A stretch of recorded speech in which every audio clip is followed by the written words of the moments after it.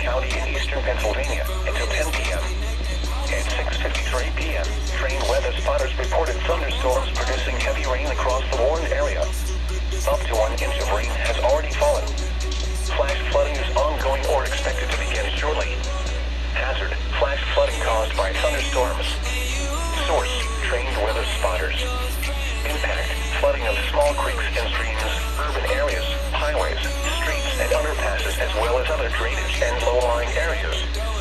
Some locations that could experience flooding include Reading, Emmaus, Wyomissing, Kutztown, Fleetwood, Singing Spring, Laurelville, Womelsdorf, Wernersville, Topton, Robisonia, Leesport, Shoemakersville, Burnville, Lyons, Leonhardsville, Spring Ridge, Zionsville, Ancient Oaks, and Fairview Heights. Additional rainfall amounts of 1 to 2 inches are possible in the warned area. Protecting yourself from immediate threats to life and safety shall take priority.